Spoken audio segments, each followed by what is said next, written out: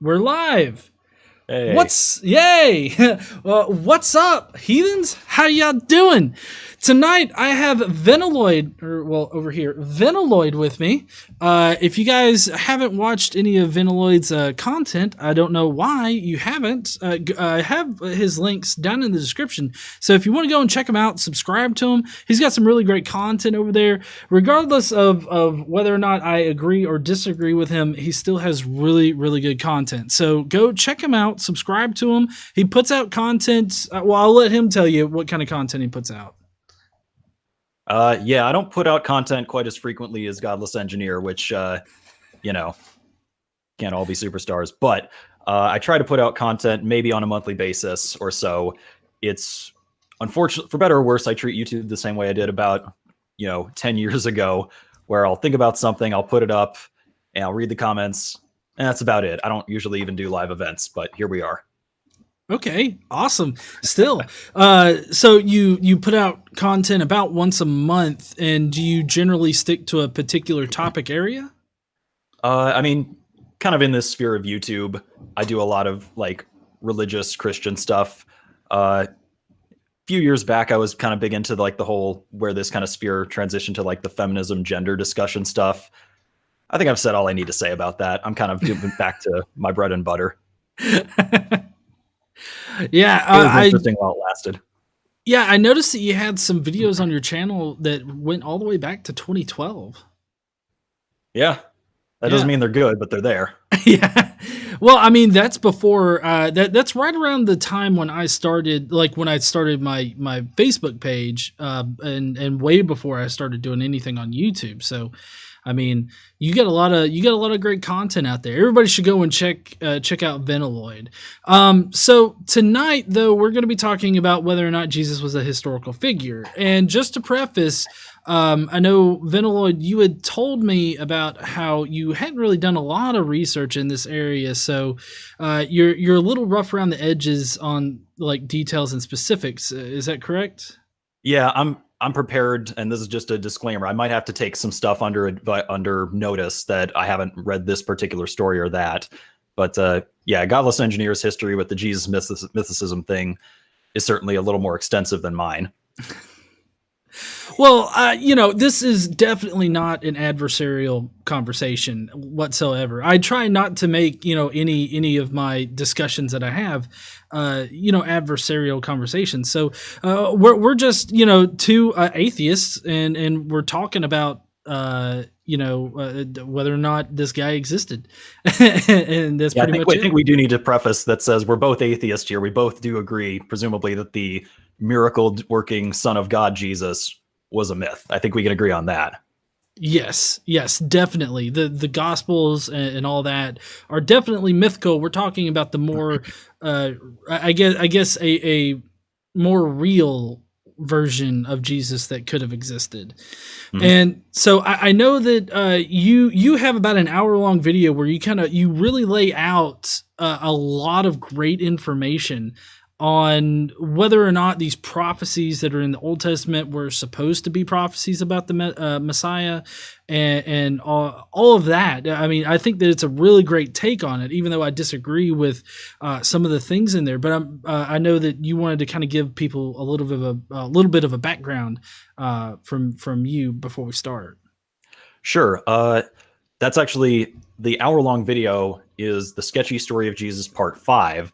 There's 4 other ones that get progressively shorter as you go backwards. So I don't know if that's good news or bad news for anyone who wants to watch the whole series. But essentially what had happened was for years I had really never concerned myself with the historical Jesus, real or not. It had kind of, I'd heard some lectures by Richard Carrier, I think maybe one by Robert Price, and they were interesting. But I didn't really walk away thinking, oh, that's how it all happened. And likewise, I had heard lectures from, other essentially non-mythicist historians who said, yeah, Jesus was a normal guy. The legends are kind of embellishments, and, he existed, but he didn't really do any of that stuff. And likewise, I kind of walked away thinking, that's interesting, but nothing game-changing. I mean, fundamentally, the fact remains that the evidence does not seem to suggest a miracle-working Son of God, Jesus. And that's kind of where I get off. But then, about a year ago, close to the start of the series I made, I was watching a lecture by this guy who I'd probably seen before, but didn't really remember the name, Bart Ehrman, whoever the hell that was. It was called How Jesus Became God. And I thought, all right, this is interesting. I like how he started out explaining Jewish apocalypticism and, these kind of setting the stage, as it were, for ancient Jewish beliefs. But it was when he said, I don't think Jesus was planning to die, that made me go, wait, hold on, rewind the tape. What did you say? And over the course of just an afternoon almost, it all fell into place that says, wait a minute. So many things about Christianity can be explained as a damage control metric for a failed Messiah, essentially, which is essentially the title of my 5th video. As one rabbi put it, Christianity is all about changing the job description of the Messiah so it can be performed by a dead man. And that's really kind of what prompted me to think, you know what? Independent of the evidence for or against his existence, just in a vacuum as a man, the idea that there was a real man Jesus explains so much of the weird shit about Christianity, even the stuff Christians struggle with, like why Judas was the bad guy and why Jesus couldn't have just slit his throat one evening and said, done. So that's a broad overview of my position. I can go into more detail, but I think it would be beneficial, having said that, for you to kind of re-explain a high level of the mythicist view and kind of how things got started with Christianity. Okay, that's a good idea. So on minimal mythicism, which is the position that I hold, basically what it has is a progression from Judaism, pre first century Judaism. They were reinterpreting their scriptures because of the expectation of a Messiah figure to come. And they were generating a mystery cult based on Judaism.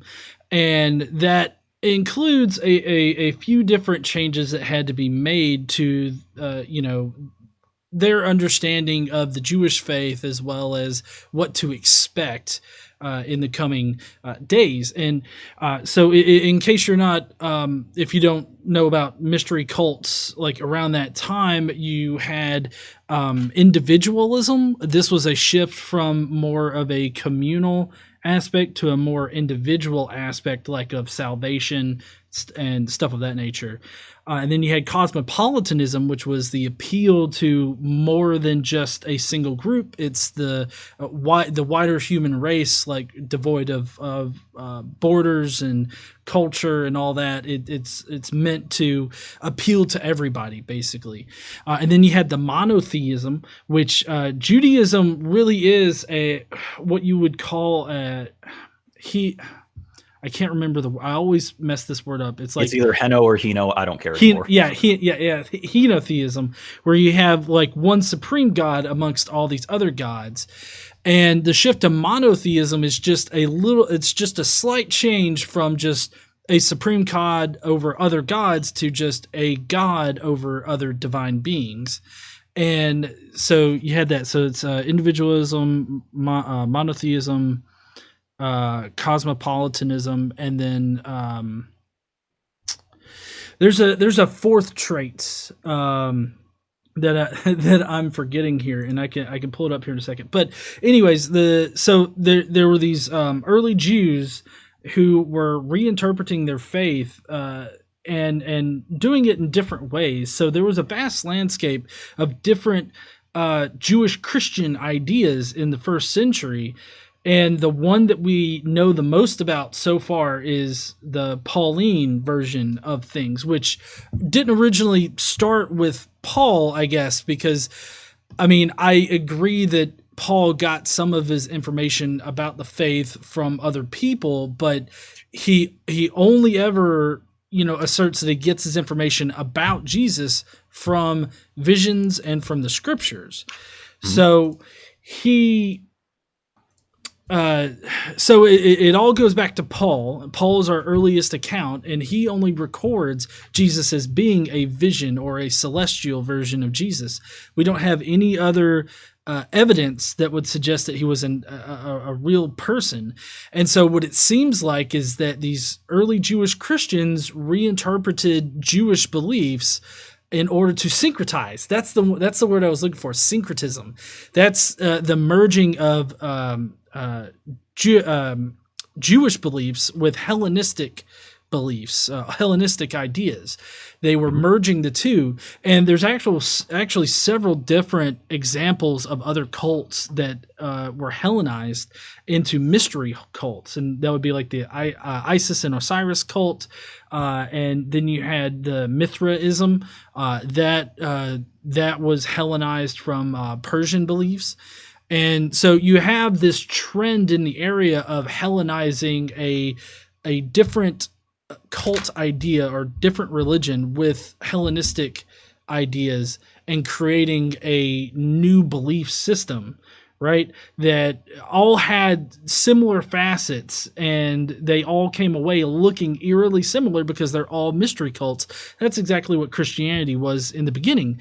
And so it doesn't take everything that we have could have been generated just by people believing that Jesus died on a cross, resurrected, and all that. Just the mere belief of it would warrant how everything played out afterwards.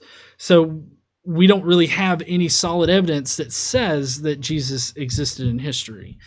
I don't know if that was way too scattershot to understand, but what do you think about that so far? It made sense to me, but then again, I've been watching your videos for the past few days on this topic. The audience can vote. Yeah, it's one of those things where, like I said, for years prior, I had heard of mythicism. I'd seen it, and I'll say this: when I set out to make the sketchy story of Jesus, this new series, not the old version, don't watch that. I approached it with the mentality that says, okay, there's myriad ways to explain a lot of stuff. What would it take to convince even not like a marginally hostile audience, the casual Christian who goes to church once a week at most? And it's not that mythicism, from what I found, is not a viable model. It doesn't, as far as I can tell, flatly contradict anything, but it never presented itself as the kind of thing that made me, as I kind of explained at first, go, oh, like, it's so clear now. Yeah, so like I said, I mean, nothing that you've explained on mythicism here or in your videos makes me go, well, that just couldn't be. That's stupid. And like I said, it was only once I kind of said, okay, let me try the historical Jesus that Bart Ehrman kind of explained. Let me try that paradigm on the evidence, and I go, holy shit, it's like all over the place. So I guess I got three main points that I think might merit discussion. One is that Jesus, in my opinion, explains a lot, and I can go into more detail to kind of summarize that video that I made recently. Number two, kind of piggybacking off of that, is, and I wrote it down, so I'm going to read what I wrote. The claim that essentially some Jewish guy, apocalyptic prophet, existed and got crucified is a pretty mundane claim. It's hardly what we would, throw at Christians saying, oh, extraordinary claims require extraordinary evidence. Almost, it's kind of like if I say, hey, a porch pirate stole my package, that does not presumably invite the question or invite the accusation, oh yeah, prove that porch pirate exists. It's like, we know that porch pirates exist and take packages. This is hardly a prove it kind of thing that you would say. Yeah. So like, and we know that Jewish apocalypticism, apocalyptic prophets were a thing around the time of Jesus, that is years 0 to 50, first half of the first century.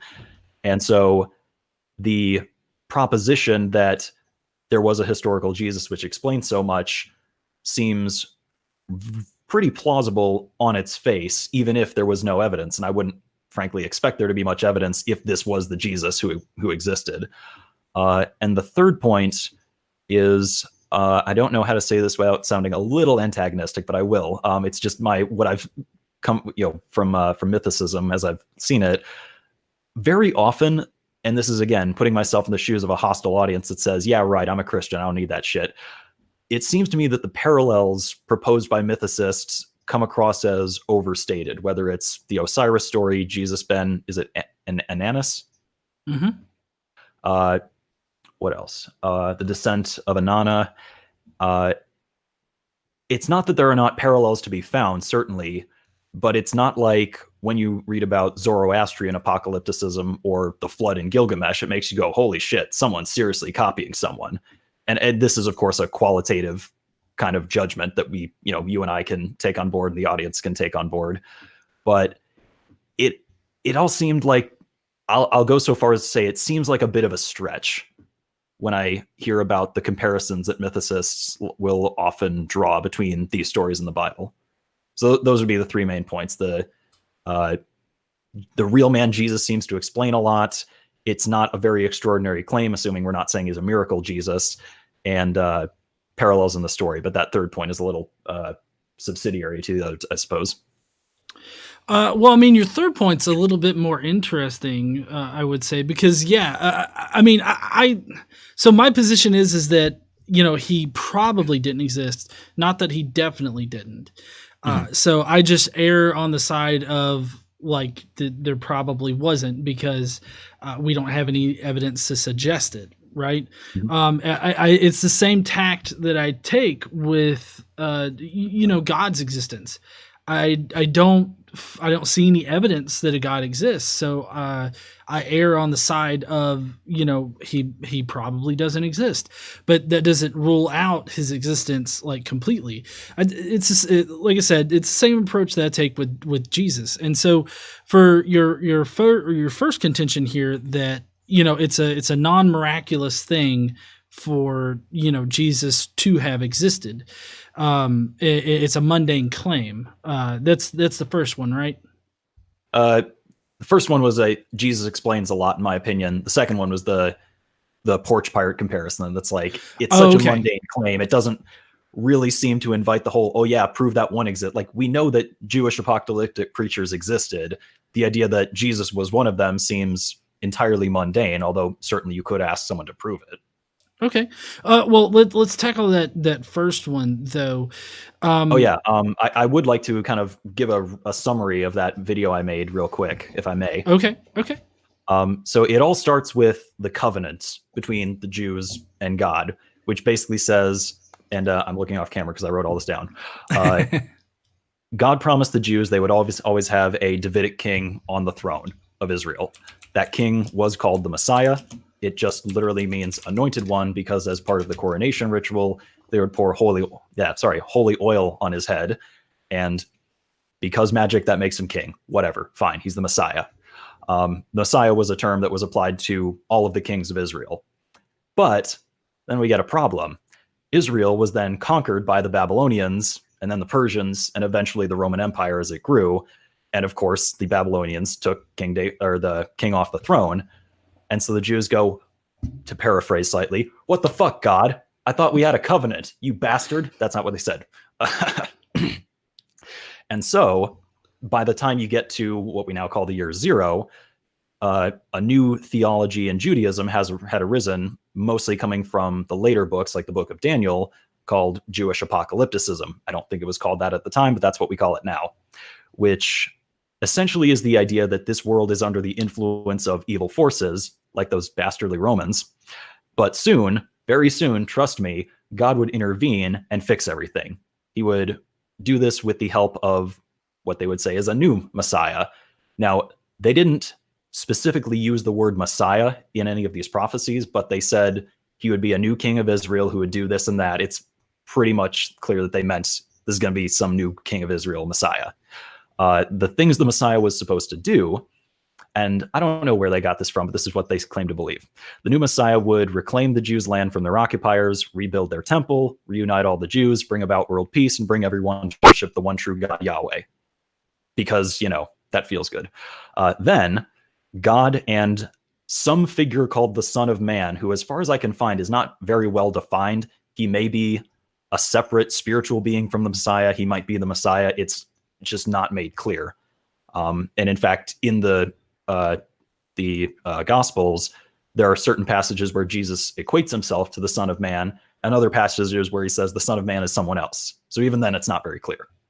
But regardless, this Messiah would do all these things, basically make Judaism super cool. Then God and the Son of Man, whatever that is, would descend to earth, raise the dead for final judgment, destroying the wicked and giving the righteous eternal, perfect, essentially bodies to live in God's kingdom on earth forever. And that's essentially what would fix everything. And obviously this was heavily influenced by the Zoroastrian Persians, where if you read their apocalypse, it reads almost identical. They just change the names. It's really eerie. And so then we get Jesus. Jesus was, as I've proposed, one of many apocalyptic Jewish preachers at the time who said, oh, you better watch out, God's coming soon.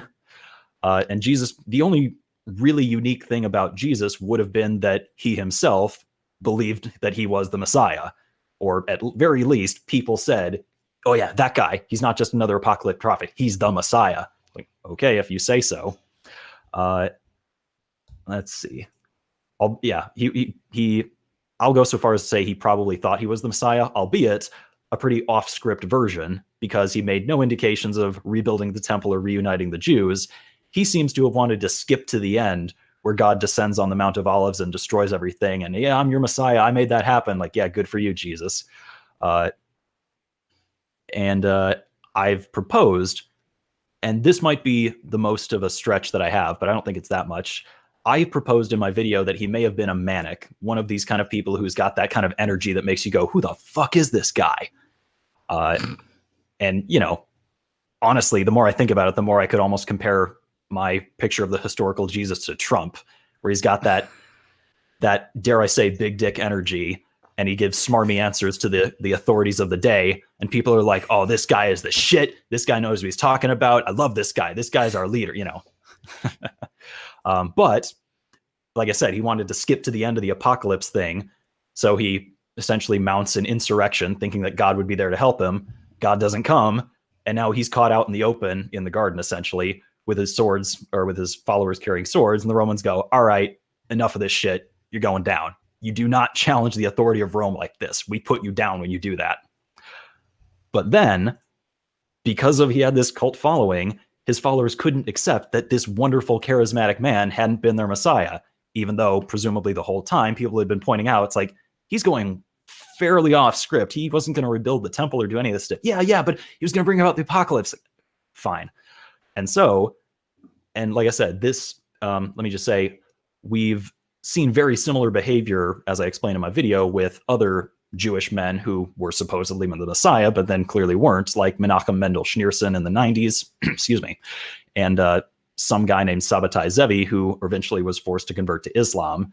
And the funny thing about that is his followers, the ones who stayed with him, said, oh, you know what? The Messiah was supposed to convert to Islam. It was part of the plan all along. 4D chess. Like, okay, sure. And so with all that understood, I think that's why Christianity came about. That's why Christians invented the idea that the Messiah, despite everything the Jewish scriptures actually said, the Messiah had to die. It was all part of the plan, 4D chess. But he also has to return, but he also has to return someday so that he can still do all the stuff that he said we would.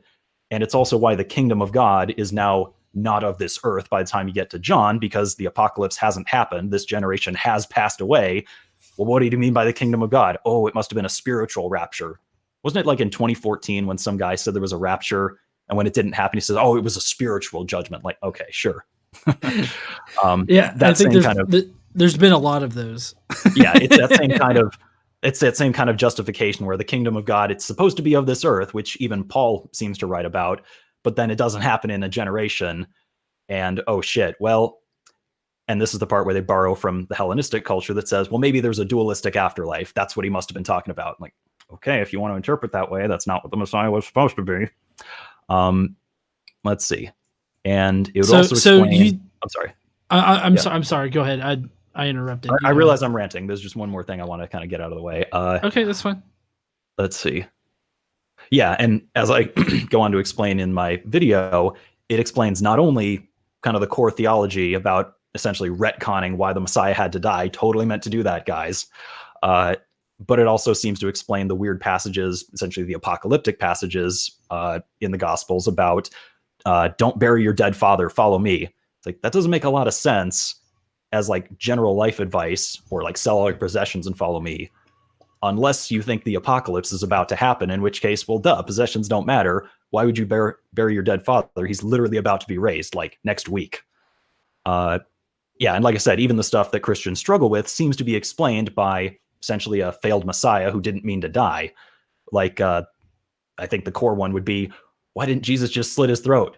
If he was supposed to be a sacrifice, why was he sacrificed, A, not in the temple, like a proper sacrifice, but couldn't he have just slit his throat in the bathtub one night and said, it is finished?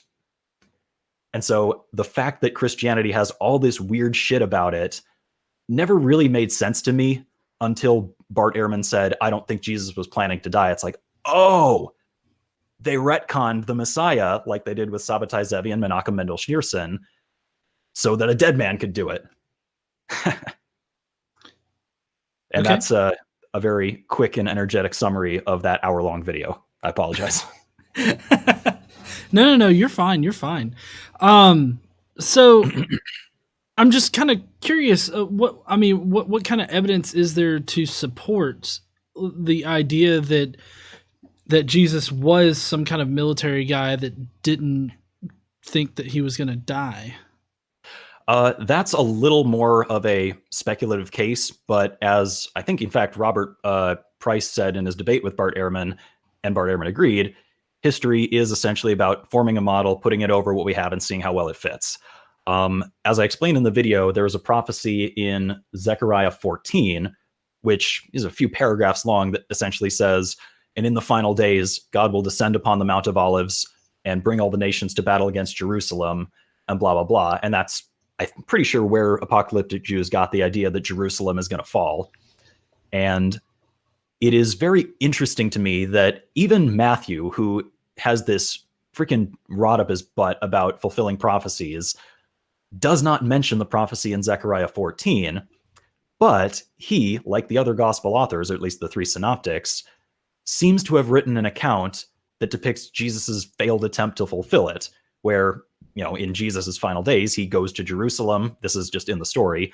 And he, just before his arrest, goes to the Mount of Olives. Luke's account says his disciples were told to get swords in preparation for it. In Luke's account, it's so that he could be numbered among the transgressors. But, I mean, he was already preaching essentially that he was the new king of Israel, which is a direct threat to Rome anyway. You don't need to have swords to get killed.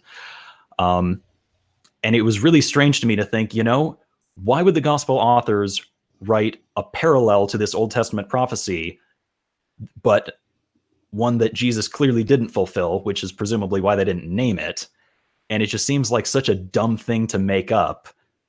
This is not the criteria of embarrassment. That's not a real historical criteria, but essentially the dissimilarity with the idea that Jesus was just this peaceful guy who was meant to be sacrificed for us. Like, what's he doing running around a garden with swords at night, in seemingly the very good parallel with this prophecy that says God is going to come down with his army and fuck shit up?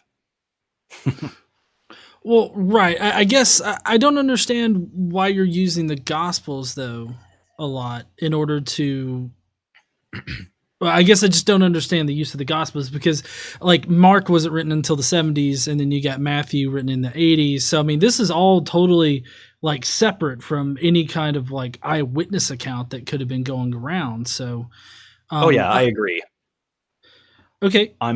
Essentially what I'm trying to do here, again, from the perspective of a hostile audience, it says, okay, what would these people believe? That's kind of my approach, but I'll say this. It's not that I started out thinking, all right, how much of the Gospels can I salvage here? That's not what I was doing. The whole thing about the prophecy in Zechariah 14 and the swords in the garden, I was willing, I'm perfectly willing to say, yeah, that's all made up. Strictly speaking, there is no evidence that happened. These are not eyewitness accounts. No one would have been around to observe it or report on it. But it fits really well with the idea that there was a Jesus who essentially was mounting a messianic campaign, and he got caught and he got his ass kicked and he got crucified. So yeah, I can totally accept that there's no outside evidence that any of that happened, but I'm willing to grant it for the sake of the argument that says Jesus was an apocalyptic prophet who fucked up and got killed. So it concords so well with the idea that Jesus was an apocalyptic prophet, where, if I'm talking to a Christian, it's like, fine, I'll grant it. That only makes my case stronger. Okay, but I mean, you realize that, making up a story for Jesus and then saying that, oh, this fits, these other things that I've made up really well. I mean, I don't see how that's convincing or at all. Well, because so one thing I've been wondering is like, how does this idea fit with the information that we know about Jesus from Paul? Well, unfortunately, Paul doesn't write too much about Jesus' biography. I know that you mentioned that First Corinthians, he clearly doesn't say anything. My response to that would be, where did I write this? When I read 1 Corinthians 15 specifically, it seems to me that Paul is essentially scolding the church he's writing to, saying, come on, guys, you got to believe in the resurrection. This is kind of the big deal. If you're not on God's good side by the time the apocalypse comes, and it's coming soon, Jesus was the first of many to be raised, it's not going to be good for you. So it doesn't seem to me that if that's his goal, that he would reiterate anything really Jesus did. The key point is Jesus came back to life. That proves that the resurrection of the dead is happening. You better straighten your shit out. Right. But I mean, so we can both agree there's no, or I don't know, maybe we don't. Do you think there's any historical evidence contained within the Gospels? I think there is some. I think, I know you might disagree with this, but the criteria of dissimilarity is certainly a strong one. And even Christians don't like it because they've argued against it, saying, oh, well, then all you're going to get out of the Gospels is random garbage that doesn't make any sense. Like, okay, there's other ways to do history. But I think certainly the Gospel's carrying of swords in the garden, as I explained at some point in my video, it doesn't seem like something later Christians would invent, especially with the whole Jesus is a peaceful Lamb of God, not mounting a violent insurrection kind of thing. That's not to say that proves that, oh, yeah, there must have been swords there, but it seems to suggest it. So how do you know what Christians were thinking in the first century prior to that story being written? You don't, but like I said, as Robert Price and Bart Ehrman agreed in their debate, really all you can do with history is make a model and overlay it. And I think we would both agree that you can't really do that with a miracle model, because then if you're going to practice history that way, you're going to get mutually conflicting, overlapping stories where everything is just a miracle. And it's like, okay, that's not good history. Okay. Well, I mean, I can agree with that. And I mean, picking a hypothesis and seeing how well it fits with the evidence is good. But I mean, I don't know, maybe I'm wrong, but I just hear a lot of ad hoc things that are being just tacked on in order to make things work. That's the thing, though. It's really, like I said, what it starts from is just what if, and you kind of branch out from there. What if Jesus was a real guy who thought he was the Messiah? Obviously he wasn't, and he didn't mean to die. It seems so, it explains so much to say, and it when you read the Gospels, the whole thing, and in fact, Bart Ehrman debated Michael Bird, who's a Christian who actually responded to one of Bart Ehrman's books with one of his own. And Michael Bird himself says, the Gospel of Mark is largely, I would say, an apology for a crucified Messiah. The Gospel of Mark seems to be Mark saying, well, damn, we got a problem here. How could he be the Messiah if he's crucified? And essentially, if it just seems, again, yeah, I will freely admit, there's no positive evidence for this. I would perhaps in a minute throw that back on mythicism that says essentially we're just comparing models and saying, okay, but which one seems to make more sense of what we have? I mean, obviously, I think mythicism makes a lot more sense and has a lot more supportive evidence. Because, like, just for instance, the whole what if he was this military messiah that just failed, and now they're trying to figure out some way in order to make that work. Why? I mean, why didn't Paul mention that at all? Like, why didn't Paul mention his like military status, or why didn't okay? Let's go with something even simpler. Mm-hmm. Can you tell me who Paul says crucified Jesus? Did he mention that? No. Yeah. Yeah, because I don't think Paul thought that was the point. The point is Jesus died for our sins, and he's the No, no, proof no. that the resurrection has started. Well, so he doesn't unambiguously talk about who crucified Jesus. He does at one point attribute it to the archons of this aeon, which are the rulers of this world. And so, I mean, the rulers of this world in Christian thought would be Satan and his demons. Okay, yeah, I've heard that. I've heard that point. This was actually a topic that came up in the Airman price debate, and I think Bart was actually able to say, based on his understanding of the original Greek, that it's unlikely that that's what they were referring to. It seems, based on the original Greek, that this was a direct reference to earthly rulers. Might have to look into that.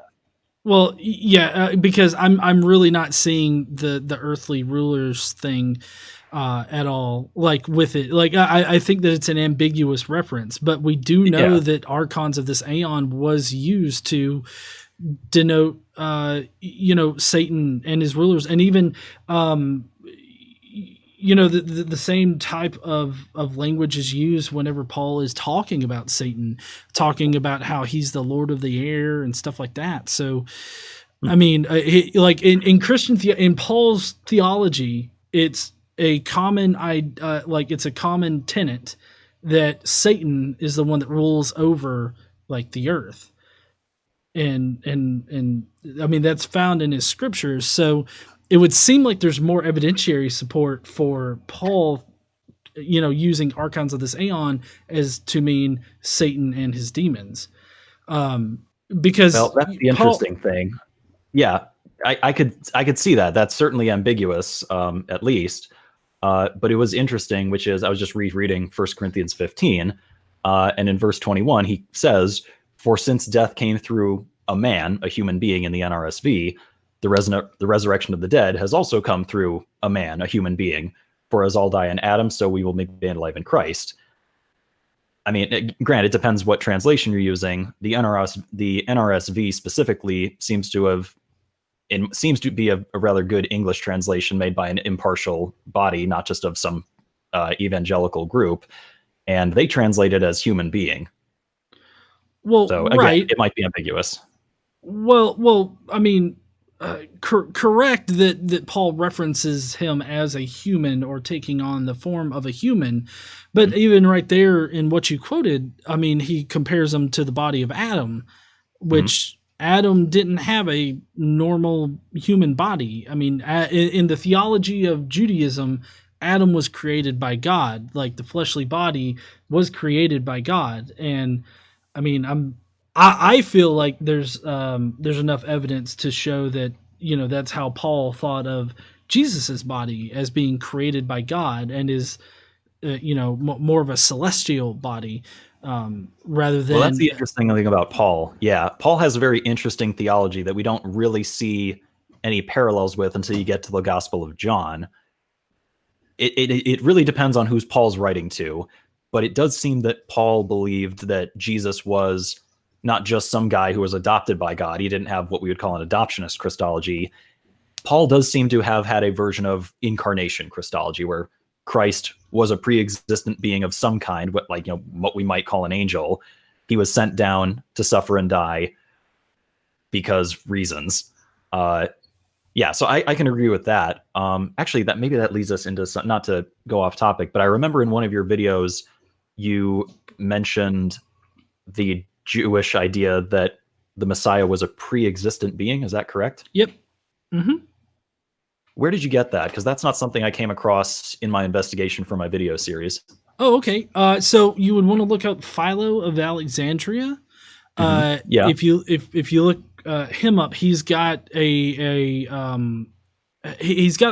he talks about the Logos. He talks about the Logos, and he pretty much describes what we would now call Jesus Christ.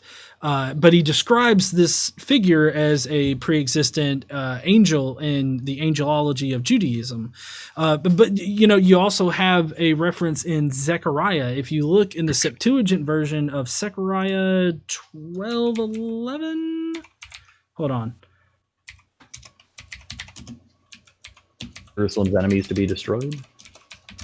That's the I can never remember exactly which one it is, but in the Septuagint version, it quite literally says Jesus. I will keep a watchful eye over Judah. People, this sounds apocalyptic. Hang on. Sorry, everyone. We're reading things that you can't see. Wait, maybe it was 12:12. Trust me, it's really entertaining from our perspective.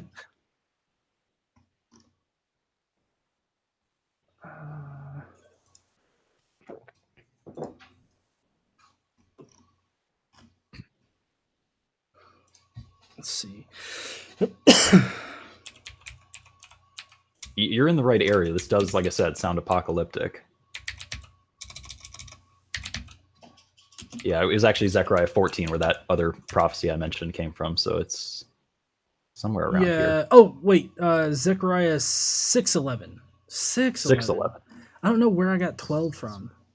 12's a good number. Everybody, if you will turn in your Septuagints.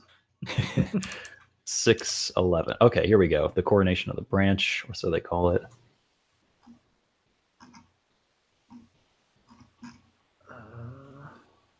Take the silver and gold and make a crown. Well, yeah. Oh shit. Let me get back to my search here. Are you looking in the Septuagint version, or which version are you looking in? I'm looking in the NRSV. That's kind of what I default to. Oh well, I understand that, but the Septuagint is the. Yeah, I don't speak Greek. That's a problem. I don't. Well, no, but I mean, you can go. There are translations out there. There's blueletterbible.org, but if you just type in Septuagint and that. Yeah, I can go to Blue Letter Bible. Blue Letter Bible. There we go. Let's see. 6. See the whole thing? There we go.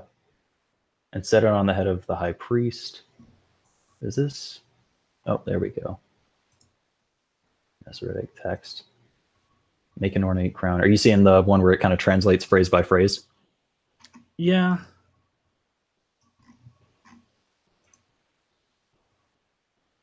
Bible Hub, Zechariah. Yeah, Joshua, son of Jehozadak. Yes. So in the Septuagint version, it's literally Jesus, because Jesus, Joshua, they're the same name. Are they? Yeah, Jesus and Joshua. I mean, you're right. Yeshua. That's the common one there. Yeah. So, anyways, the Philo of Alexandria makes a direct reference to this particular verse in the Septuagint, or what he would have understood it to be.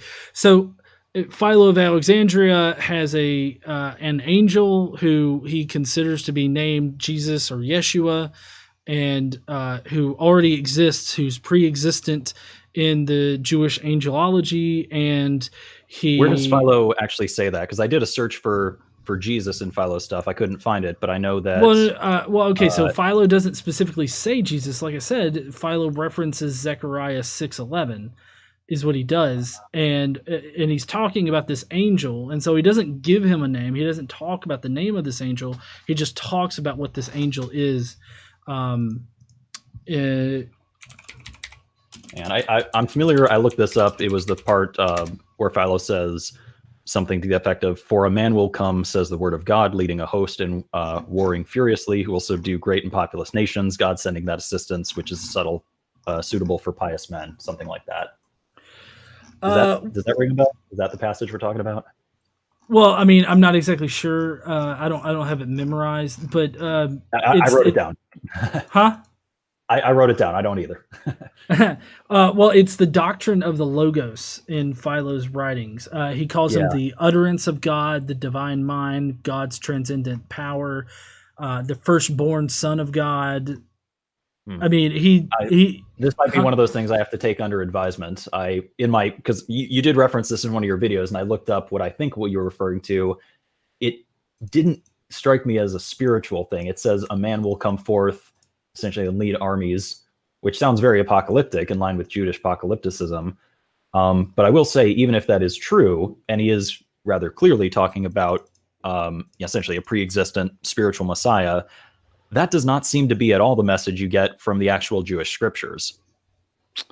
Well, I mean, therein lies another problem, though, is that we don't we don't know exactly how all Jews were interpreting these Jewish scriptures. I know in your video you talked about how one particular view of the Messiah was this militaristic Messiah that's supposed to come and do all that stuff. Not even militaristic. We don't have to even go that far. That part of it is not even core to my proposition. That just kind of fell in place as like, oh yeah, and it can also explain that if that were the case. It doesn't. Jesus didn't have to go to the Mount of Olives, but I think broadly speaking, the prophecy I mentioned, like Zechariah 14, I put that in there because it's interesting. But if you completely cut that out, I don't think that would fundamentally undercut my view of the Messiah or Jesus, the figure that says fundamentally they seem to be making stuff up to excuse the fact that the Messiah got himself killed. And I don't really get from the Jewish scriptures, although possibly Philo, if I can look that up later, I don't really get the idea that the Messiah was supposed to be a pre-existent being. There are certainly different views of the Messiah in ancient Judaism, whether he was supposed to be a warrior or a great teacher or something, but it seems relatively clear that he was supposed to be a flesh and blood descendant of King David who would fix everything and get back on the throne again. Well, yeah, I'm not denying that is a particular view. What I'm saying is that the Christianity that we have now, the Christianity that comes from Paul, is I mean, it obviously doesn't follow the militaristic version of the Messiah, but that's not the only version of the Messiah or the way that they were interpreting that. I mean, even if you just look at Paul, he talks about how he got all of his information from Jesus through visions and from the scripture. And then when you fast forward and you go to the Gospels, you don't see any citation of anybody that could have been historical. All you see are citations to scriptures. That's all that you find in the Gospels. So if you look at the Gospels and you understand how, there was a trend of Hellenizing old religious ideas with Greek ideas, I mean, and the fact that Paul, he was I'm trying to think of the term for that type of Jew, diaspora. He was a diaspora Jew. He had interactions with all of the ideas, all these Hellenized ideas. And so, I mean, this was a fairly obvious Hellenization of Judaism in order to produce something new.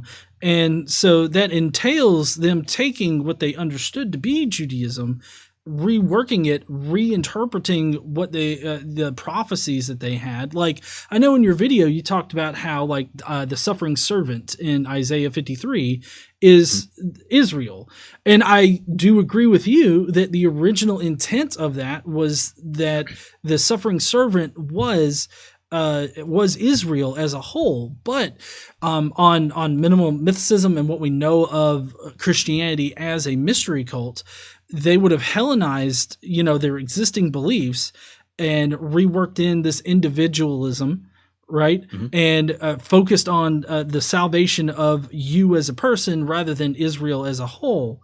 And so that seems to explain it pretty well. Like you were talking about how it's just overlaying a hypothesis onto our existing evidence.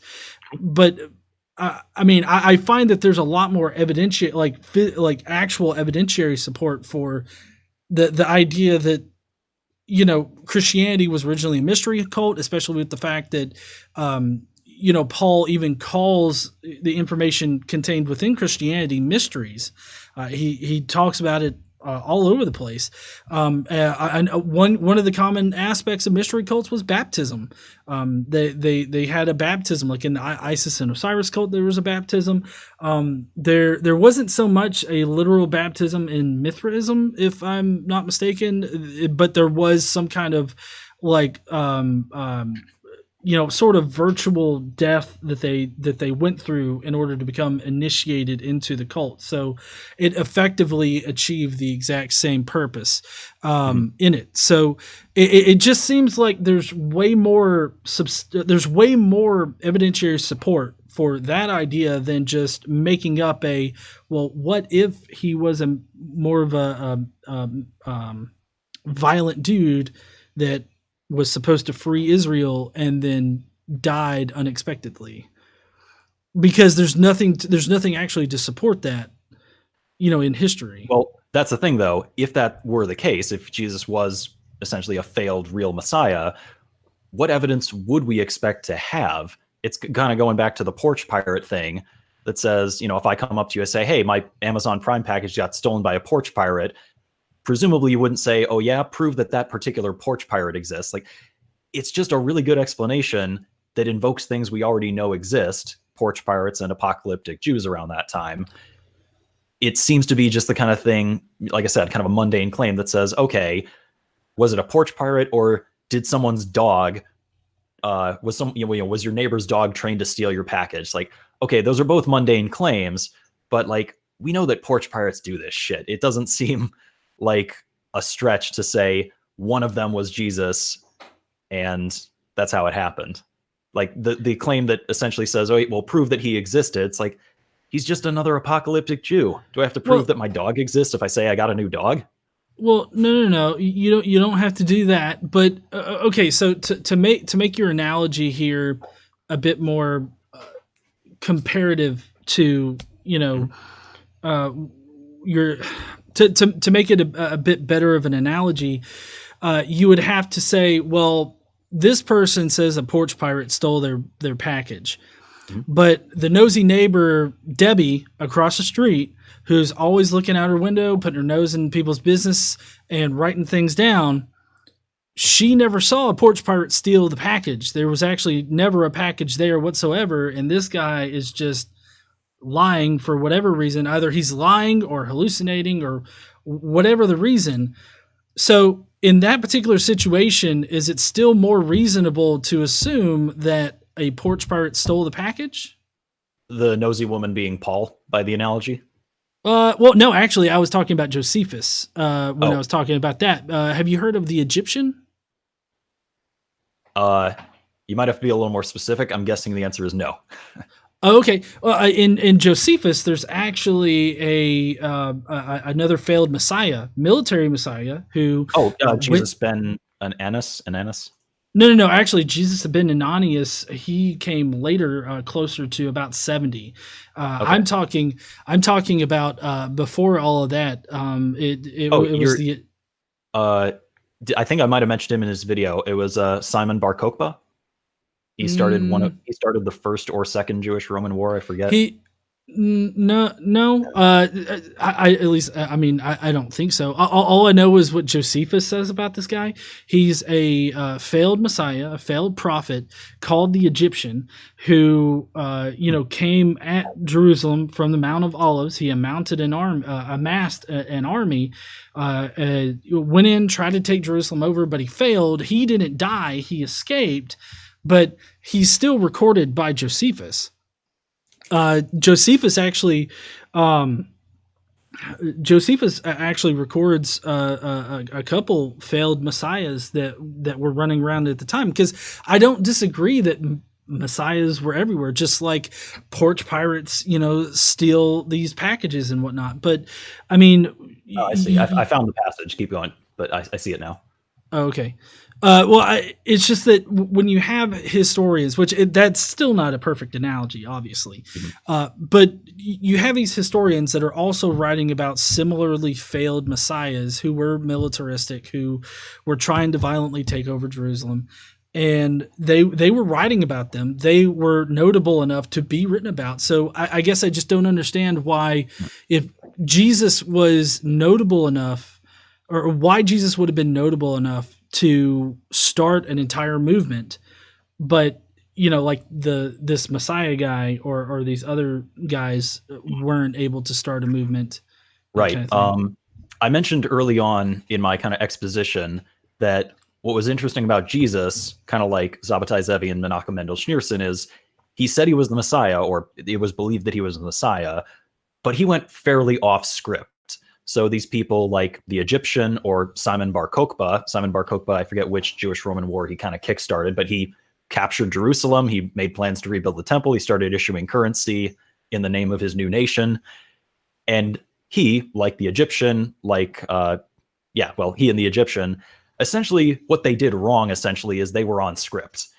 Whereas, forgive me for using this analogy repeatedly, but I think it's a good one. If you're Trump and you're off script from the beginning, but people are drawn to your personality, you're immune from criticism. Even if you don't do shit, even if you're not presidential in any respect, people are still gonna like you. Whereas if you essentially make the mistake of following the proper messianic script and then you fail, it's pretty clear to say, yeah, you screwed up. That's clearly not the Messiah, whether it's the Egyptian or Simon Bar Kokhba. Okay. Well, I guess I don't understand which part was Jesus off script from, because I thought that you said that He Jesus. didn't. Basically, he didn't. He. What was it? Let's see. He didn't really do any of the things that were supposed to happen before the. Essentially, what Jews were expecting in the Messiah was not only, and it depends which area of Judaism you ask, they were expecting perhaps a great teacher, which perhaps Jesus was, but a political power, some leader, essentially, someone of a figure of grandeur, which Jesus, being essentially a well-spoken peasant, would not have been. And I think Bart Ehrman very nicely explains. He says, it's just so incongruent with what most Jews would have said. Oh yeah, that's the Messiah. It's like, this guy hanging around in the slums, that's your Messiah? And I forget what analogy Ehrman used, but he says, telling that to an ancient Jew would be like saying that, who was that guy at Waco who was stockpiling guns? Oh, yeah. I know who you're David talking Koresh. about.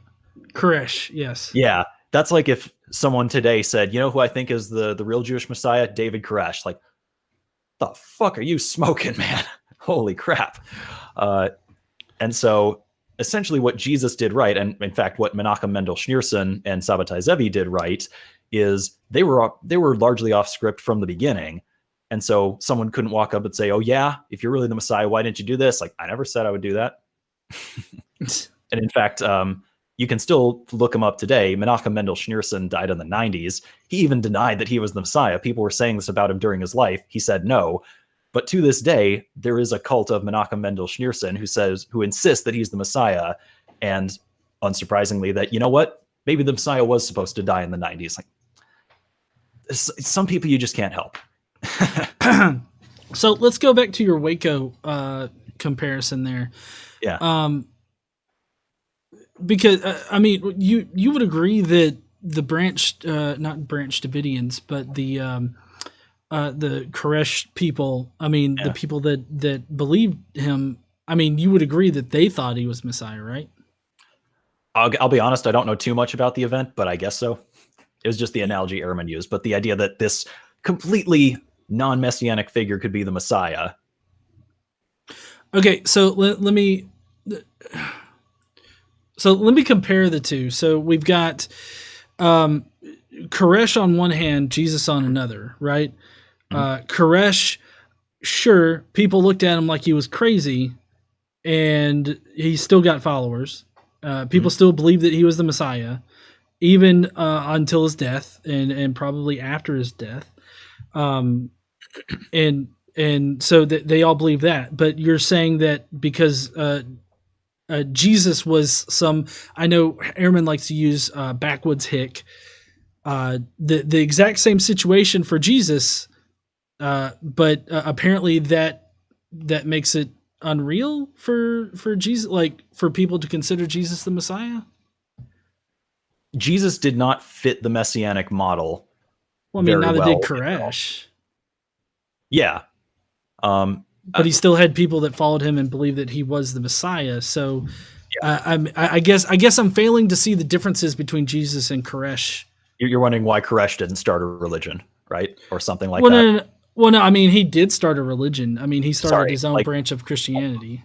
why does the year start with Jesus's birth and not David Koresh's birth? Like why didn't Well, no. how could a person like Jesus, as I've described, spawn what we now call Christianity?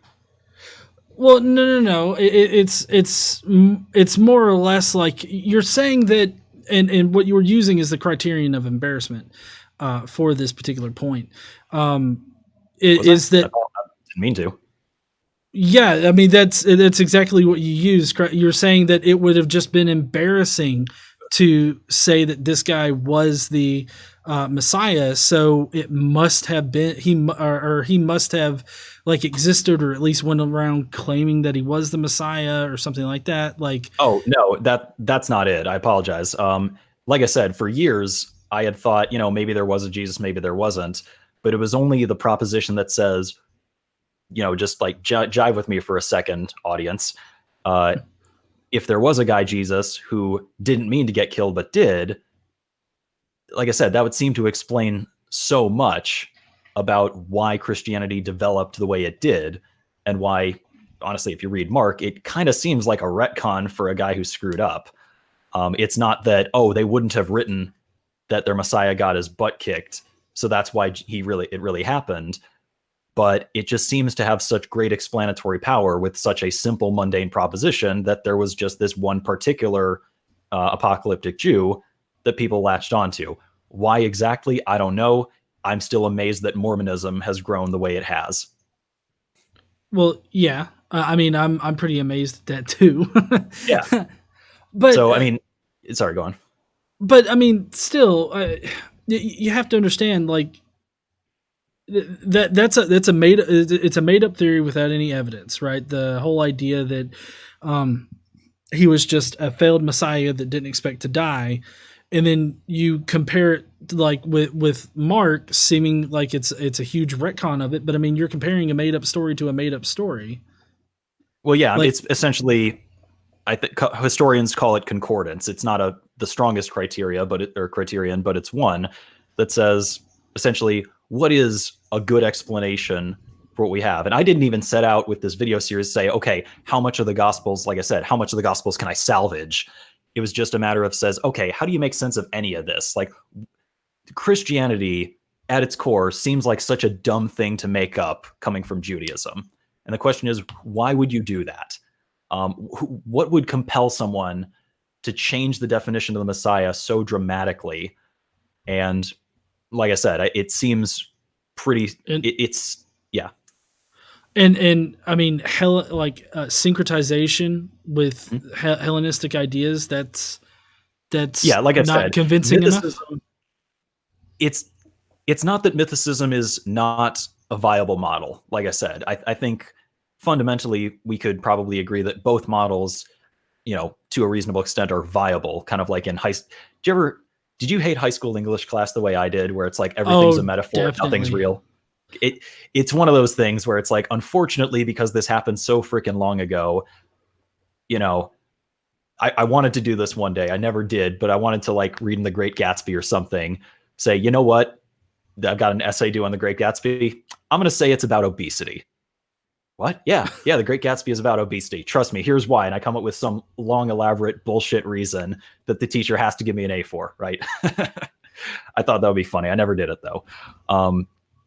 But it is one of those things, unfortunately, where I would say I don't think either of our positions has very strong, like, absolute evidence that says, oh, clearly Jesus existed, or clearly he was a spiritual being, subject to, of course, reading the Philo passage that I'll find if you want to link it to me. Oh yeah, I got it right here. Oh, okay.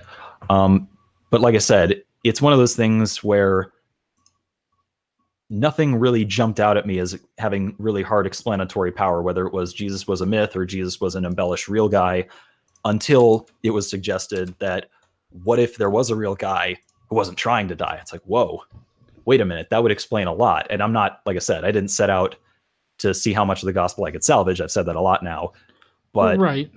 for the sake of my interlocutors who are Christians, turns out there's a lot you can salvage. Not that I'm, attached to it. I could throw most of it away, but it's just fascinating to me, honestly, how much of Christianity makes sense in the sense of why would anyone make up this weird stuff in light of the proposal that what if this one Jewish apocalyptic preacher actually caught on. Okay. Well, let me ask this: Here. what doesn't Hellenization with Jewish ideas? What does that fail to explain for you? Let's see. There was why didn't Jesus, like, the whole thing about Jesus dying for our sins? Mm-hmm. In my mind, that was essentially a sloppy Jewish excuse for why he died, because, hey, we sacrifice animals. This guy must have been a big deal. Under mythicism, what's the whole sacrifice for sins thing all about? Well, I mean, Jews have been sacrificing things for their sins since the beginning of Judaism. I guess I don't understand. All right, so we'll agree. I guess I didn't think that through. We'd probably agree on that. Okay. Yeah. Why was he crucified? Is that just I guess my broader question would be, the Jews crucified people. Did they? Yeah, it was a punishment. It was a punishment. I'm pretty sure Jews stoned people to death. I think that was what was commanded in their scriptures. Well, stoning was one particular thing, but for the for crimes that were pretty heinous, they would stone them and then display their bodies crucifixion style. Which crucifixion is a very wide area. If you really, I know I've got. It's somewhere. I've got a scholarly journal article where it talks about the history of crucifixion. And crucifixion, most people think of now, is technically Roman crucifixion, but crucifixion is actually a wide range of different punishment / torture / death or execution methods. And it ranges from just being impaled on a pole all the way to Roman crucifixion. So all throughout the Old Testament, you have people that are being killed and displayed on a quote unquote tree, or with wood, or their bodies exposed to the elements. And that essentially is what crucifixion was. Now, it's not, a lot of people want to make the strictest comparison to Roman crucifixion, but that's not what ancient peoples considered crucifixion all around. It's what became known of as crucifixion. So the Jews definitely had a punishment, and this is actually one of the apologetics for why people wouldn't why the Christians wouldn't make up a crucified Messiah, because that was a punishment from God to be crucified. And it's what the Jews did to people that were committed the most heinous of crimes and stuff like that. All right, I'll have to look that up. I might be wrong on that. Just broadly speaking, maybe. Let me see this. Like I said, Christianity on the whole, as coming from Judaism, seems like such a dumb thing to make up. I think it was back when College Humor was good. I think it was like Comic-Con Disaster, some animation where a fan gets up at Comic-Con dressed as what looks like Darth Maul, and the guy on the panel is like, what the heck are you? He says, I'm robot legs Darth Maul. And the panelist goes, that is such a dumb thing to make up.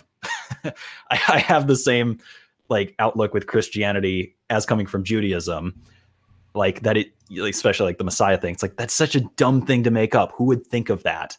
So I guess in your view, what was it that catalyzed them to so fundamentally change the idea of what the Messiah was supposed to be?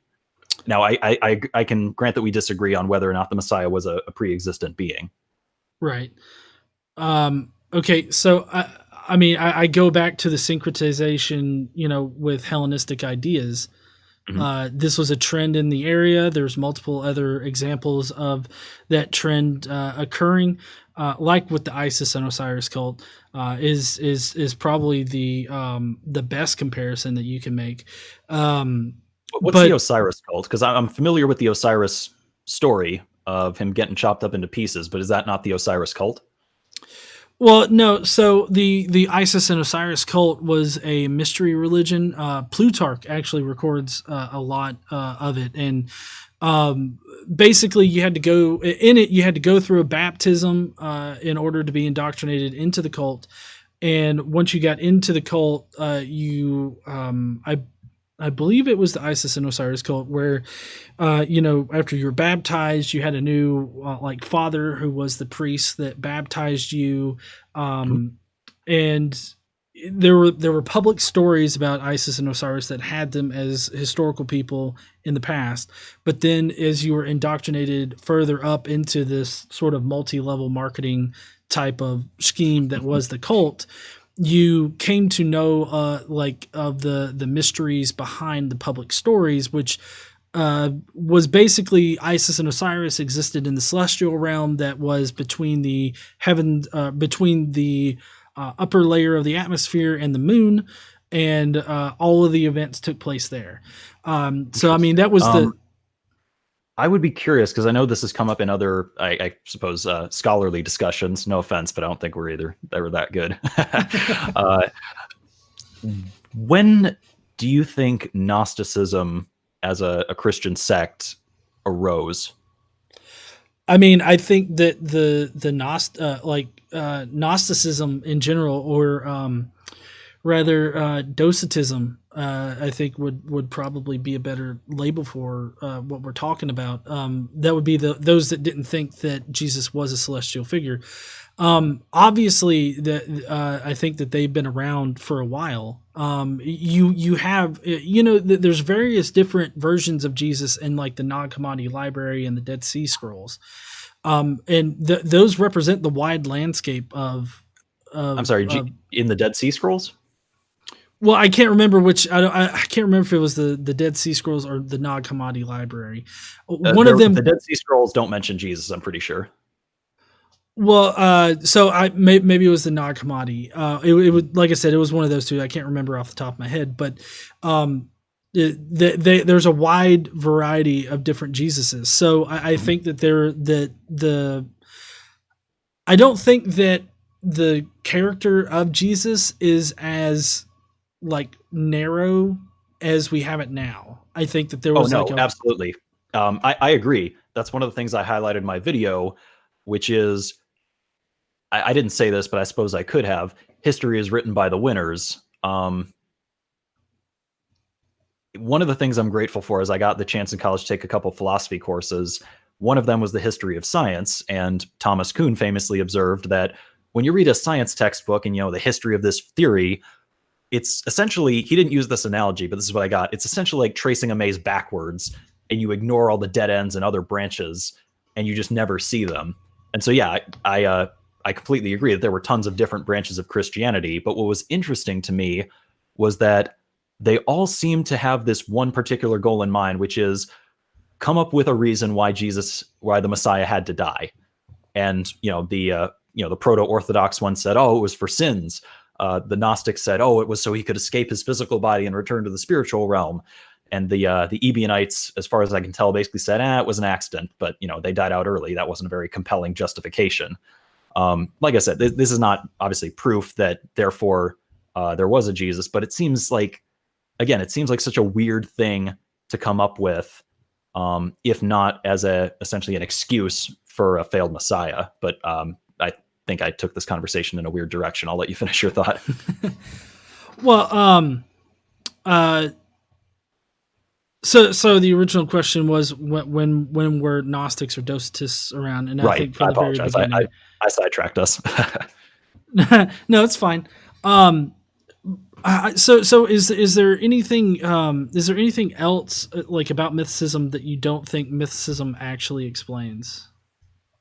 uh, Seems like you have a list. I wrote a lot of stuff down. I'm realizing I didn't write it down in a very good order. Really, I get it might just be better if I was rewatch my own video, but it's the kind of thing where, like I said, I started with the idea that says, well, hang on, what if there was a guy who thought he was the Messiah and then screwed up? And it just seems to kind of spread out and explain so much of the weird stuff that makes Christianity different from Judaism. And I broadly don't see mythicism, as a model having the same kind of explanatory scope. That's not to say that it's wrong, but I will just leave it at it's interesting how much it seems to me, and maybe I just have to watch my video again, how much, like, why would anyone make this up if not as an excuse? I've said that a million times now. I apologize. I'm probably not hitting it. You're fine. It's just that I guess I was trying to get to more specific, like areas that you have an issue in. And maybe this would just be answered by a more detailed description of your minimal mythicism, but like the idea of why couldn't Jesus just slit his throat in the bathtub one evening?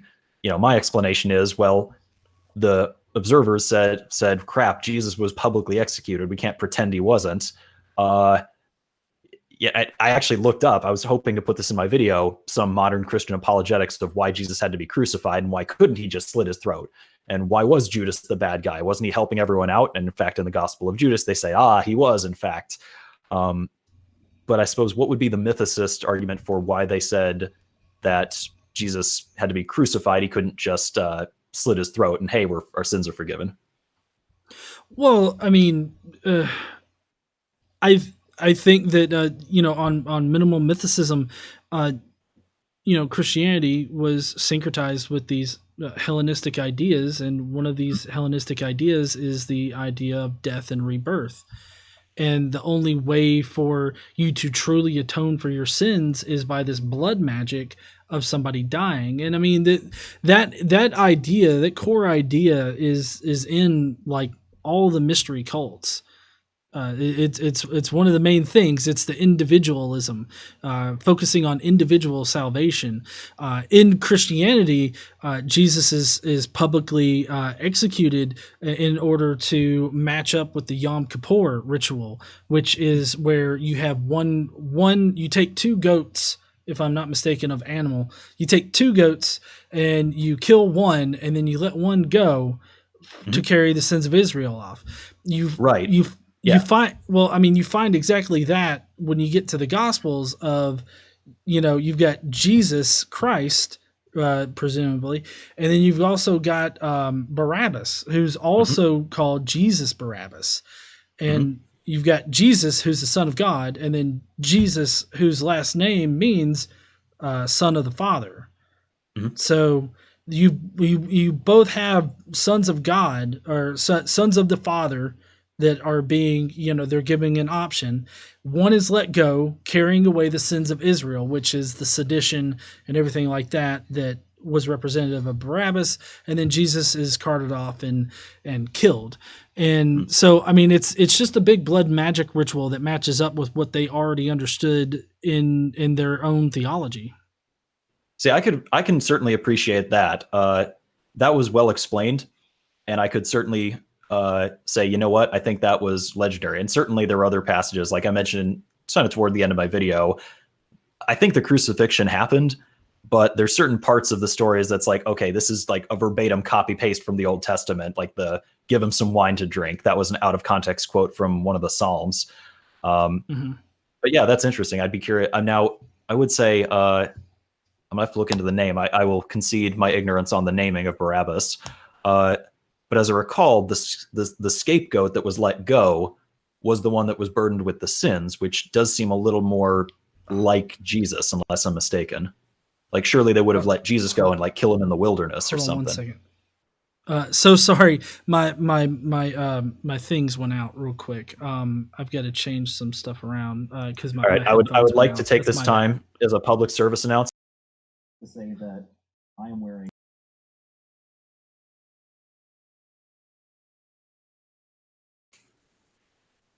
These are not even Apple brand earpods. These are some generic white earbuds. Yeah. So, I'm sorry. Can you repeat the thing that you kind of just last said? Yeah. So, taking on board what you've said, and perhaps might need to do more research on the specifics of the names, but as I recall, the scapegoat, that is the one that was left, cast off into the wilderness, carrying the sins of the people to die, that seems more theologically like what Christians describe Jesus as. He's carrying our sins. And I think that was one of the criticisms in my video, which says, well, hang on, Christians who think that Judaism makes sense in the context of Christianity. Surely if Jesus was supposed to be an atonement for sins in line with Jewish practices, if you're saying, oh, he was part of the goat ritual, then why didn't they drive him off into the wilderness in Mark chapter 1 and he dies there and it's all over? Well, I mean, I don't think that in the Yom Kippur ritual, the scapegoat, the one that it carries the sins of Israel off, I don't think that one was that one wasn't meant to atone for the sins. Like that one's carrying the sins of Israel off. He's not atoning for it. The one that is atoning for it is the sacrifice that is killed, throat slit and everything in Jewish accordance. And I mean that's that's what you see. That. Well, I mean, yeah, that's what you see Jesus doing. Basically, is that he's publicly killed. And is this blood sacrifice for the sins that he's carrying. Okay. Interesting.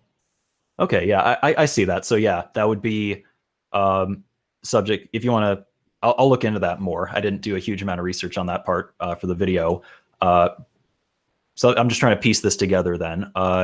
So under your model, Jesus, certainly the Barabbas story I can certainly see as essentially an interpolation based on the Old Testament and Jewish practices. I lost my train of thought. Yes, there was that. And Jesus was right. And so your previous answer to, okay, but then why was Jesus crucified, was that, well, Jews did that too. Right. And that would be why Jesus could have just slit his wrist in the bathtub. Although that would have been a more interesting Bible. Yeah.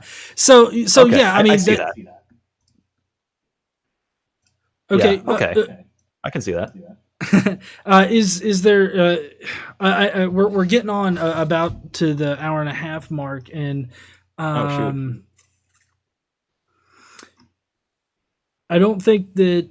I know I let my people, my Skeptic Mafia members, ask questions if they had any. So I was trying to find some sure. that they had. But stream a while ago. Well, I'm kind of curious on for you. Like, is there maybe one more like thing about the Mythos model that you don't think meshes with the evidence that we have? Let me see. I'm trying to boil it down to like specific things. Well, I understand that might be hard, and I'm kind of putting you on the spot. So if you can't think of anything, that's fine. It's just that when you were talking about how there just seems to be a lot of things that mythicism can't account for. So I've right. heard that I would a lot. say the oddly specific things that they wrote when they, the Mythos view, as I understand, is they essentially kind of rephrased and kind of translated what was essentially a spiritual celestial event into earthly events, which was, as you've said, a thing.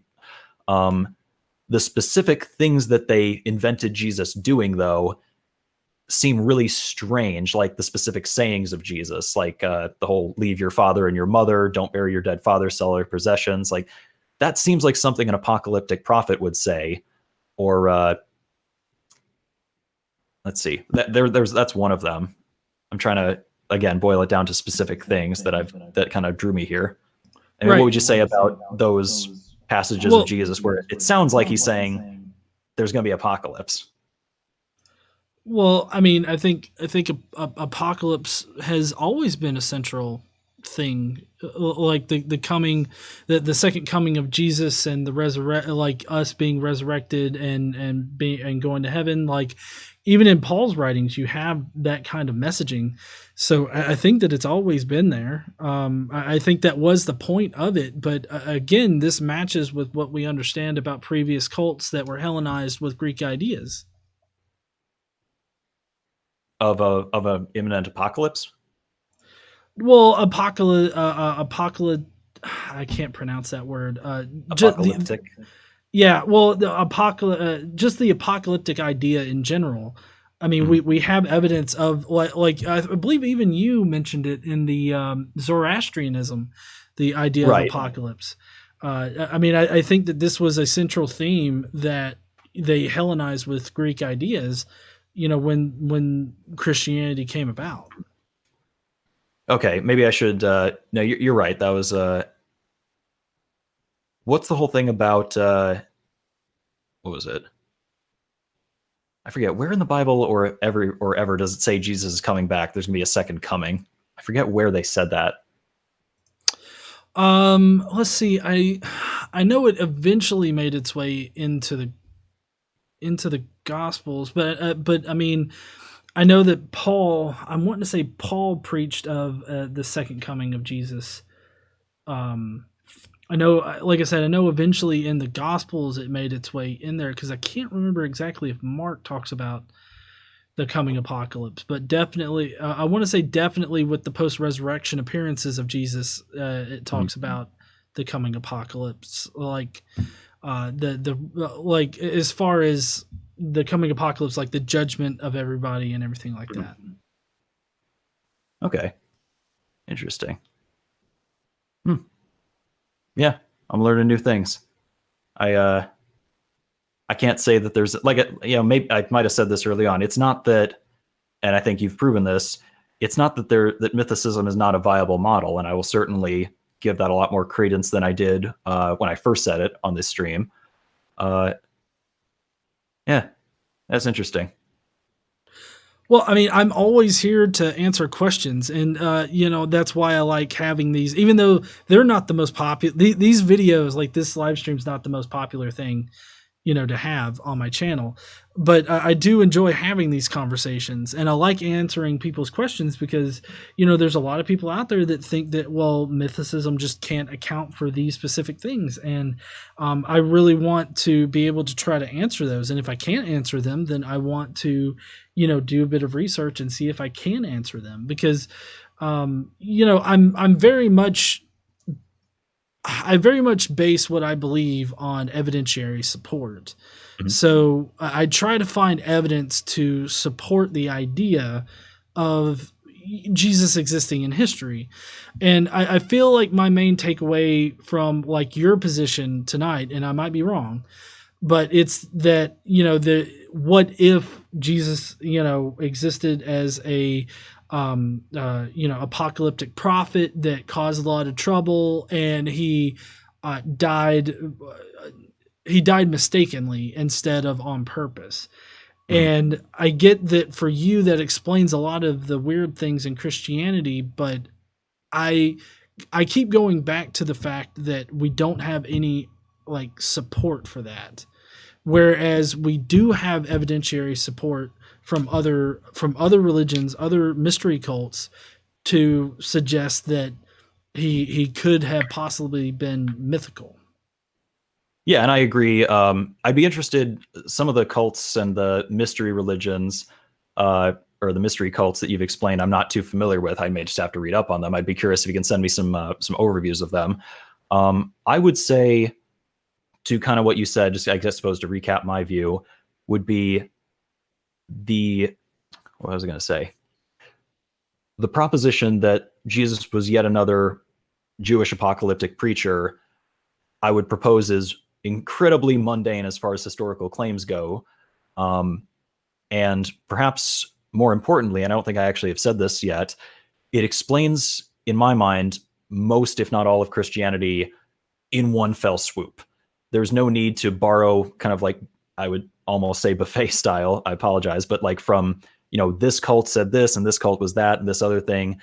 In one fell swoop, it seems to so nicely account for Christianity, which, as I said, seems like a really dumb thing to make up, that is Christianity, otherwise. But I can certainly appreciate from this conversation that mythicism may well be more viable than I expected. So I'd be curious to learn more about that. Okay, that's a great segue into a little commercial. That's for Crestus. Well, so I've got an app on the app stores called Crestus that you can go and get, and it's got like the minimal mythicism and a bunch of answered questions. I'm working on getting a better version together.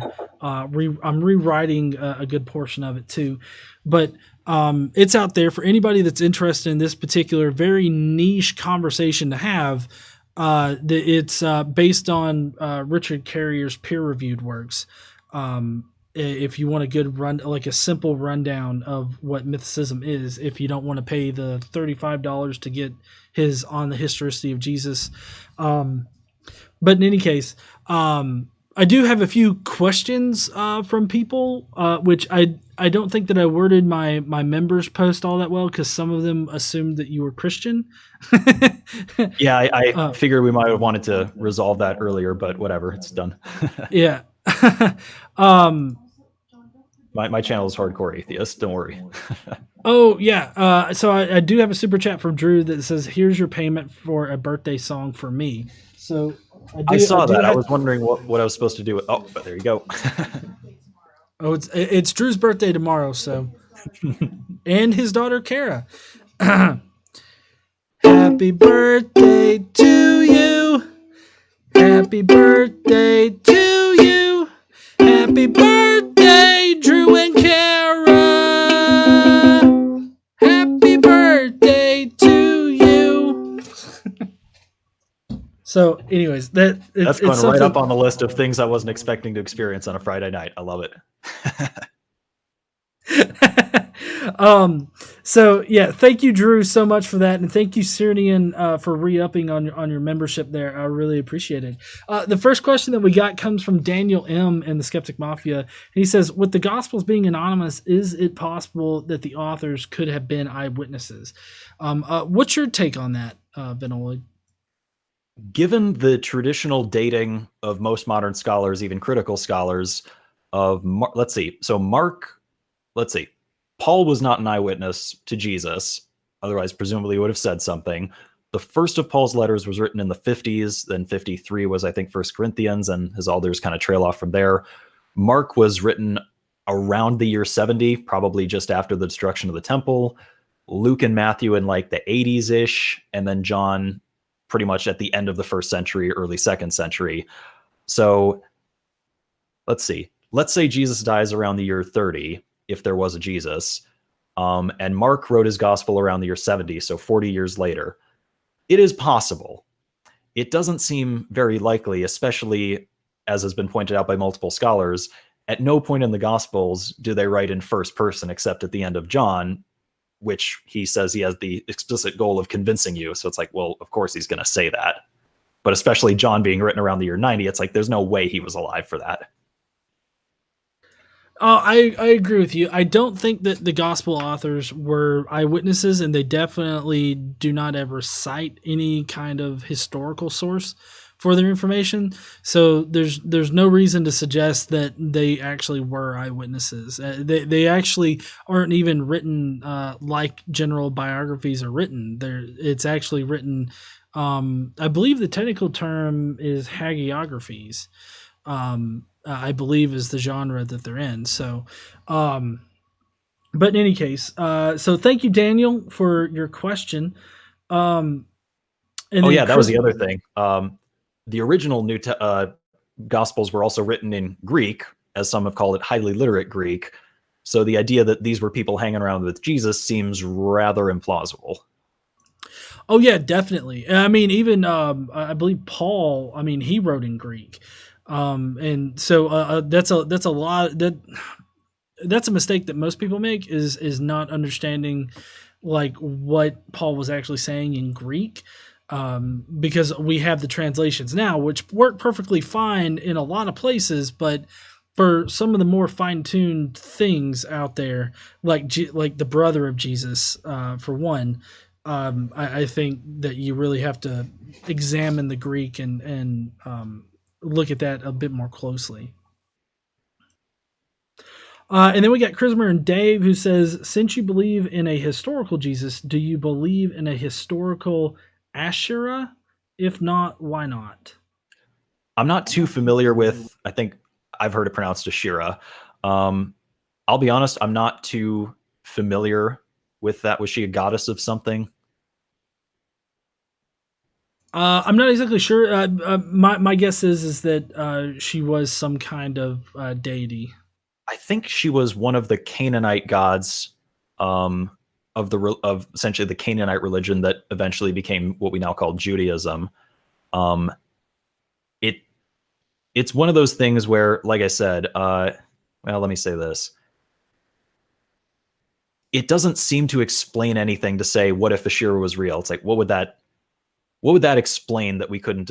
What would that explain better than if she was just a goddess, for example? And that kind of gets back to the core of our discussion we've been having.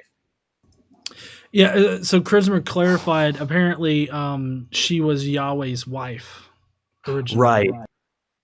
Yeah. I'll be honest, I haven't done a huge amount of research onto the Canaanite origins of Judaism, but it seems pretty clear that these people believe that these were essentially gods and goddesses, kind of like the Greek ones where, they look a certain way, but there's no way that they're actually people down on earth. They live up in the clouds. Right. And I guess the big thing is for me though is like, how do you discern between a historical person and a deity god person that was later euhemerized into history? Like Hercules. Hercules has various stories where he's a real person on Earth, but he's actually a demigod, a lot like Jesus. So I mean, there's a lot of different examples in the past of these savior deities that were thought of as like historical people, but were actually not historical people. Yeah, and that's fair. My approach has been kind of like, you ever play that word guessing game Codenames?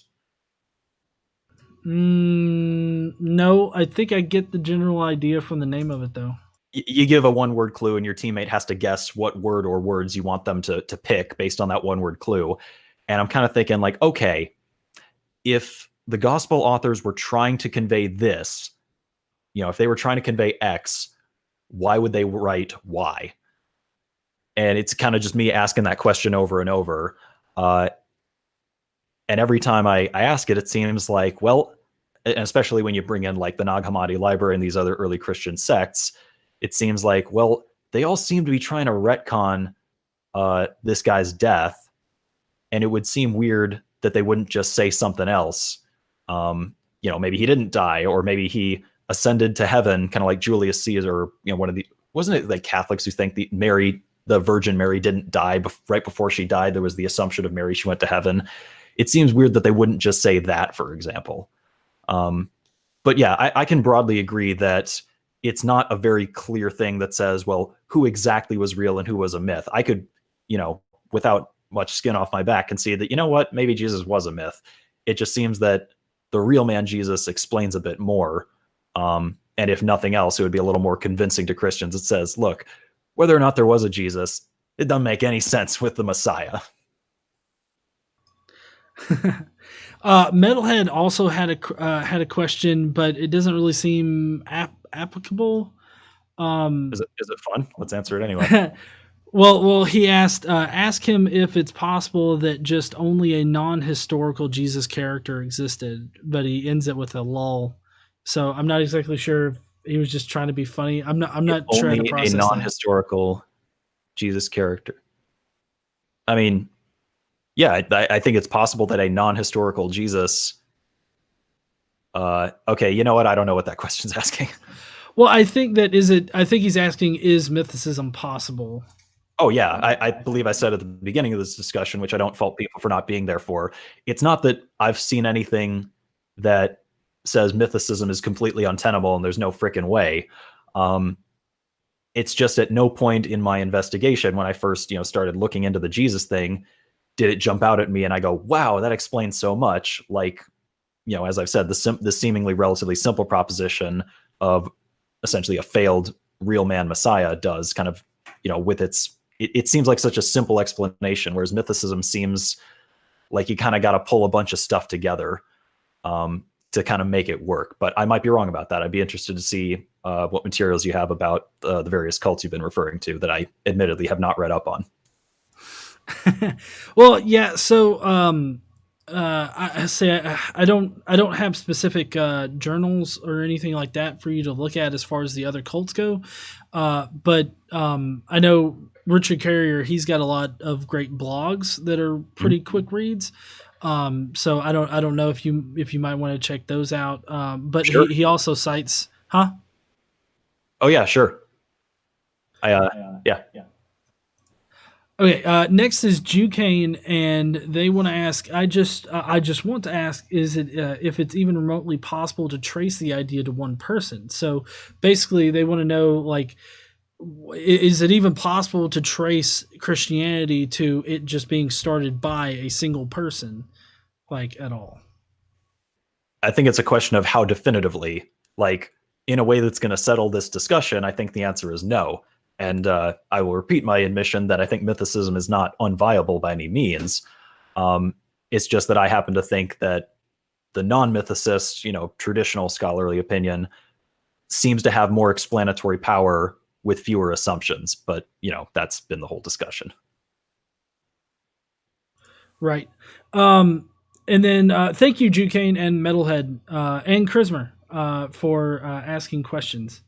Like that. Those are awesome questions. And then we got Alex, which I think Alex thought that you were you were a Christian, but they asked, do Christians actually think whether or not a Jew named Jesus ran around the Middle East claiming to be the Son of God existed is the most crucial thing to demonstrating the true value of their religion, particularly concerning the God question?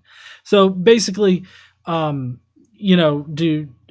do Christians think that a historical Jesus is crucial to their religion being true? I don't know. What do you think? I've got an answer, but I want to hear what you think. Well, I actually don't think that if Jesus was never a historical person, was only celestial, I really don't think that should affect the theology of Christianity. I think that you can definitely still, and there are Christians that are mythicists. I think that you can definitely still be a Christian and not think that he was historical and that he's a purely celestial. I mean, it's really with the idea of God, it's kind of the same thing. I mean, we don't have evidence that God actually exists, at least right now, at least that we're both convinced of. But, there are still people out there that even though he lacks evidence, they still believe in him because he's a celestial figure.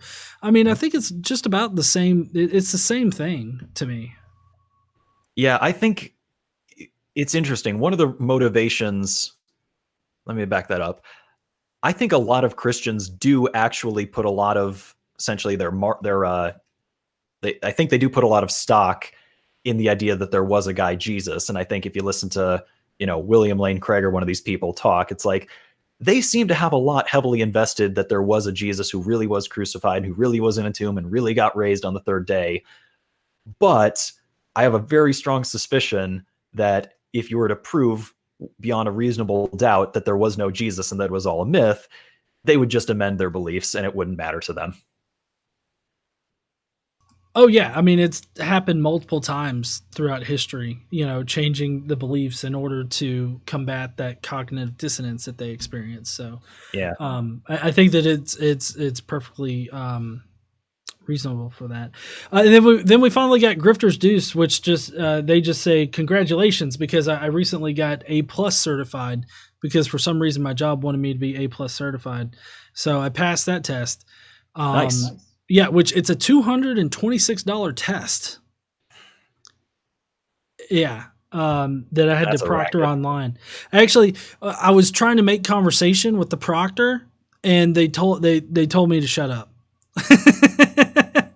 Well, I'm paying you money. The least you could do is entertain me. Well, like I was being proctored, and I was like reading the questions out loud, and then I was like, I always wanted to know what it would be like to be in the Geek Squad, and now I know. And the guy pops up with the chat being like, "You can't talk. That's against the rules." so stop. Wow. I was like, oh, Shut okay. down. Well, I will just stay quiet and answer these questions, and hopefully I pass. But anyways, Grifter's Deuce also says, time for the real question. Can you run Crisis now? I don't know. I might be. They're doing a remake of it. Like they're updating it. So I don't know. Maybe I can't run Crisis. See, everyone likes to ask that question, but they never specify a resolution. So my answer is going to be yes. Oh, It'll man. boot. I didn't say anything else. Man. Well, we're running on almost 2 hours now. I really appreciate you, Veniloid, for coming on here, talking with me about things. Maybe we can, because I know that we really only covered like maybe 2 of those things, and that third one we really didn't get to, which was the parallels and stuff like that, that you think are a little flimsy. Which maybe we can talk some more on that. That would be very interesting. I don't think it's really the core of our disagreement, but I think it would be interesting to review at some point. Okay. Sounds like a good future stream for us to have. Part 2 with no date. Let's do it. Normally I do take questions from the chat sort of at this point, but we're running on 2 hours and I haven't eaten yet, and I got to get some food. So, oh, damn. I didn't mean to. Oh, no. It's fine. I get lost in these conversations. So, but anyways, I will make another plea again for y'all to go subscribe to Veniloid, have good conversations like we're having over there right now. Whether it's this or another one. I mean, the last video I saw that you had that I looked at was actually a response to William Lane Craig. Definitely go over there and check that out. He's got great content that drops. And y'all should definitely be watching him. So go subscribe. Veniloid, why don't you tell people, where to find you here on YouTube? And I don't know if you got any plans for upcoming content or anything. I mean, it's youtube.com/Veniloid, VENALOID. I think it's linked in the description of this stream. Don't ask me how I got the name. It doesn't matter. Pretty much that's the only place I do stuff. I deleted all my Facebook stuff, personal and professional, a while ago, because that's what you do these days. I do have a Twitter. It just automatically links to my new videos. And I'm actually pretty happy with that William Lane Craig video I just did. I was only going to do one on the guy because it's not that he's annoying to listen to, but it's annoying to hear his arguments, because at some point, and I think I showed this in my video quite definitively, he's got to know that he's lying. There's just no way. So I was really happy with that one, and I think you should give it a watch. Yeah, I always love a good William Lane Craig takedown, because I mean, his arguments are pretty bad, and I don't understand why people find him to be all that convincing. But anyways, definitely be watching Veniloid's videos when he uploads, and I guess we'll talk to you heathens later. Thank you guys for joining us on a Friday night, and I guess we'll see you guys maybe tomorrow night. I'm not exactly sure, because we have to finish watching my premiere on Answers in Genesis. So I don't know. That might be tomorrow. It might be Monday's video. I'm not sure. Anyways, guys, I'll see you later. Y'all don't forget to stand up and use your voice. Bye, heathens.